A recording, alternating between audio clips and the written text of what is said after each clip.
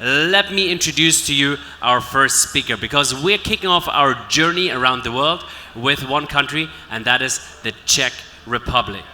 What does a blueprint for the digital industry leadership of the Czech Republic really look like? Well, that's what we're going to find out. I'm going to be now in conversation with the Deputy Minister of Industry and Trade of the Czech Republic and Special Envoy for Artificial Intelligence. Please welcome to the stage Jan Kavalirek. Welcome. Great to have you, Jan. Always a pleasure. Nice to be here with you. Always a pleasure. Please, have a seat. Thanks for being with us, Jan. Yeah. We saw each other last in Berlin at GITEX Global. In Berlin, exactly. It was Berlin. A wonderful event. Now you're a little bit further away from home, but you brought a lot of good news. What has happened in the last couple of months in the Czech Republic when it comes to innovation and innovation with AI? Well, thank you very much for this question. I really believe that we made a great progress regarding AI in Czechia, but in the whole European Union. But maybe let me start by stating how thrilled I am to be here at Expand North Star. Yesterday we were at GITEX Global, both great events, I love the atmosphere here, I love how you connecting all the people from different countries here in Dubai at one place in one time. So thank you very much for this great opportunity. And regarding Czechia, yesterday I listened to His Excellency Minister Almari and at the opening of GITEX Global, and he talked about vision of AI, how Dubai is becoming AI hub like globally, how we want to adapt AI in businesses. And I think that we share the same vision, that I have the similar vision for Czechia to become a leading country in AI in European Union. And this was also the reason why I was appointed as a government envoy for AI. And I'm here today with a strong delegation of my friends of Czech companies with cutting-edge technologies coming from Czechia. All of them are eager to showcase their technology to the world through Dubai, through Expand North Star. So once again, thank you very much for having me here today. Well, it's an absolute pleasure. Before we talk about the startups that you brought along, because I definitely want to know which sectors you're active in, tell us a little bit about the vision that the Czech Republic has when it comes to AI and AI leadership. What is your vision? Where do you see the potential of the country? Yeah. We have a comprehensive plan, it's called Czech AI to Top 10, which means... Czech AI to Top 10. Yeah, Czech AI to Top 10 countries globally, which means that within a decade, this is the goal we set up for ourselves, the goal that we want to reach, We've got a completely new AI strategy with clear goals, how we want to implement AI. And we really invest heavily. This year we invest heavily in AI. We want to build infrastructure. For example, just 2 weeks ago, we launched a new quantum computer for researchers, for quantum computing and hybrid computational power, for R&D. And we are also opening a new AI factory, once again for training from small to medium AI models in Czechia. And we also support adoption of AI in businesses. If you compare it year by year in Czechia, our adoption of AI in businesses, even small and medium enterprises, has doubled, which is a significant progress that we achieved. But of course, we have to go even further. We want every company to really be able to advance AI, to be more competitive and to thrive on the market. Now, with that bold vision, of course, there comes a certain amount of government support when it comes to regulations and funding, of course, as well. What are you doing on both of these sides, regulations as well as funding? Well, regulation is quite a sensitive topic in the European Union, that's for sure. But we are trying to be very active even in reducing bureaucracy. So this is the reason why we are very vocal as Czechia on the EU level, because we are absolutely certain that we have to find a way how to reduce bureaucracy burdens for AI manufacturers, but also for AI deployers or users of AI. So we are very active in this. We've got a lot of initiatives, and we came up with a concrete plan how the AI Act, which is a European AI legislation, can be simplified.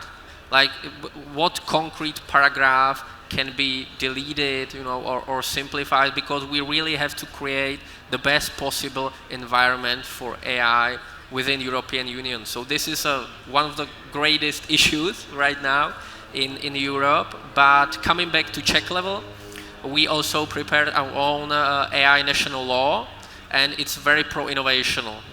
There are a lot of support for SMEs, for R&D.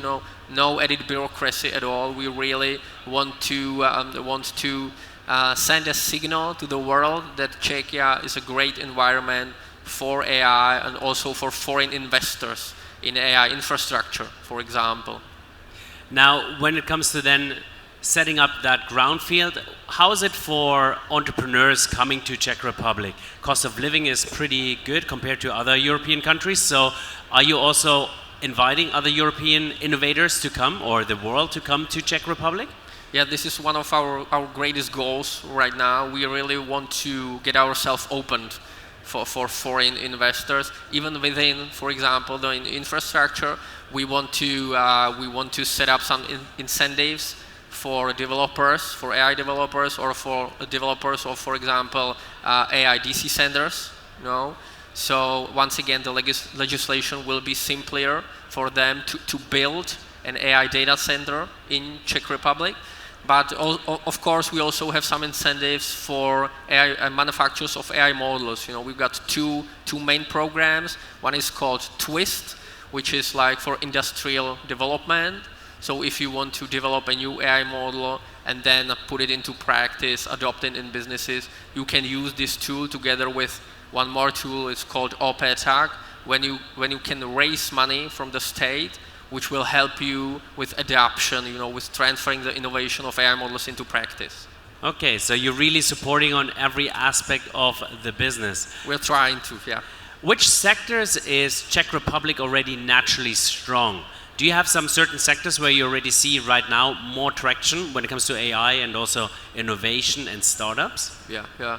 It's a great question. I think from historical reasons, we definitely have a few sectors where we are ambitious and we have results already. One of them is for sure medtech sector.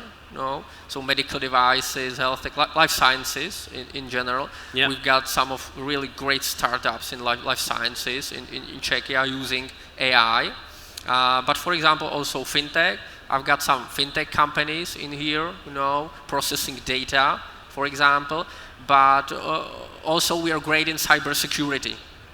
Cybersecurity is also another big one? In using AI in cybersecurity, yeah. And we would like to also do a great leaps in space, in processing space data, because in Prague, in our capital, we have a European Space Agency, and there are a lot of data. So this is also the reason why we want to build, it's called an AI Gigafactory. So it's a massive project for Czechia. There should be 5 of those supercomputers all over European Union.